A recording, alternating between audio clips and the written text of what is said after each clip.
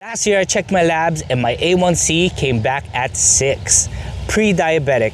And to be honest, I was a bit surprised and very concerned because like a lot of us busy parents, life got hectic with work, kids, not getting enough sleep. Over time, my health started to slide too. And over the past year, I learned something very important about blood sugar. Lowering your A1C isn't just all about diet. It comes down to 3 pillars.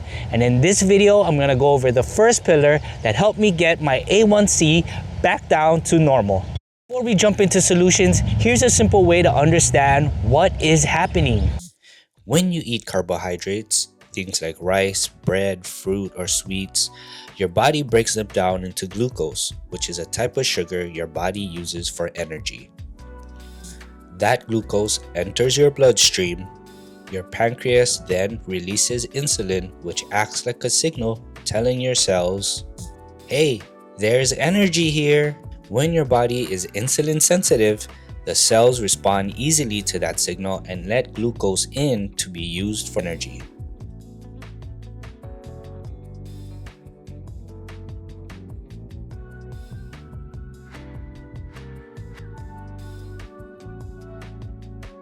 But over time, especially when our bodies are constantly exposed to energy that we burn, the cells stop responding to insulin as well. That's called insulin resistance. So glucose stays in the bloodstream longer than it should, and over time, that's what can lead to higher blood sugar and a higher A1C. The goal isn't just to cut out sugar. The goal is to improve insulin sensitivity, helping your cells respond to insulin properly again. And the good news is there are a few very simple things you can do to drastically improve this. And the first one was the biggest change I made. First pillar was diet.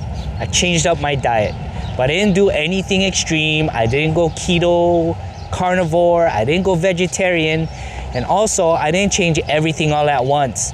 I made these dietary changes gradually over a course of a year. The first habit that I changed was I removed the sweets.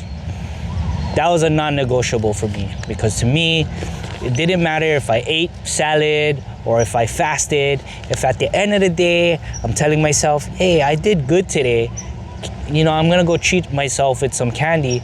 To me, that's just like taking 2 steps forward and 2 steps back. I'll be back to where I started. So what did I do? I cleaned out our pantry of all the candy, the chips, cleaned out our fridge of all the dessert and alcohol. And the wife and the kids, the whole house got involved. Now my kids come up to me and they ask me for permission if they could have some candy, which is pretty cool, right? Because they're learning about this stuff at an early age.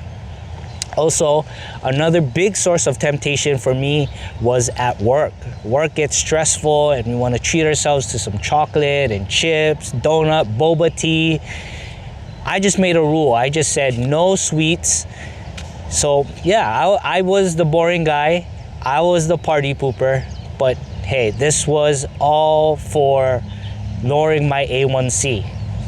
Once removing the sweets became a normal, then I went into the second habit, which was removing all the processed grains like bread, rice, noodles, pizza. The problem with processed grains is, especially like white rice and bread, they remove the fiber. And when they remove the fiber, your body breaks down the glucose a lot faster, causing a spike in your blood sugar. And if you're Asian like me, this is gonna be a tough one. If you can remove all the grains, great.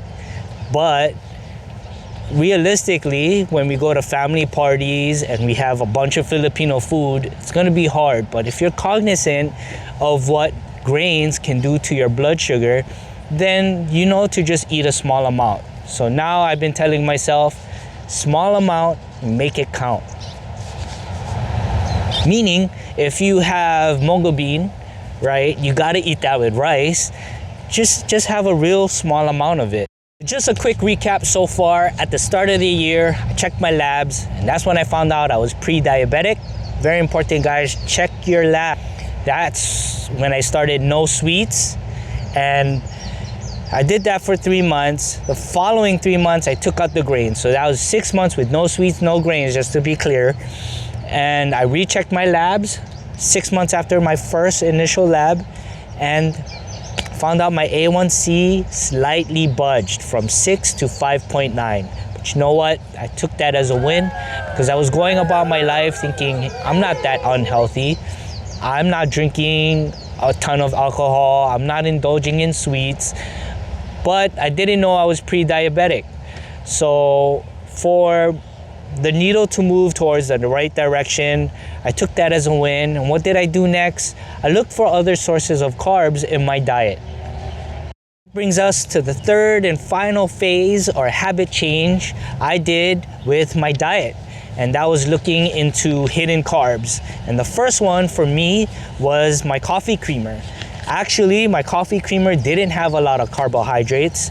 I think it was just 1 gram of carbohydrate, but I was just going overboard with it before work. So now, before work, I just do black coffee and a tall glass of water. The second source of hidden carbs was fruit. There's nothing wrong with fruit. It's packed full of vitamins and minerals and even fiber, but it's still a source of carbohydrate, and I was just going excessive with it because I was trying to replace the sweets and the grains I had taken out from my diet. And around that time, it was watermelon and mango season, and maybe in another video I'll go over glycemic index, glycemic load, but I'm not gonna remove fruit from my diet. I'm just gonna be more intentional about how much of it I eat. So again, these changes that I made to my diet didn't happen overnight. These were small habit changes that I stacked on top of each other and that I did over a course of a year. And because of that, it's something that I consistently do to this day.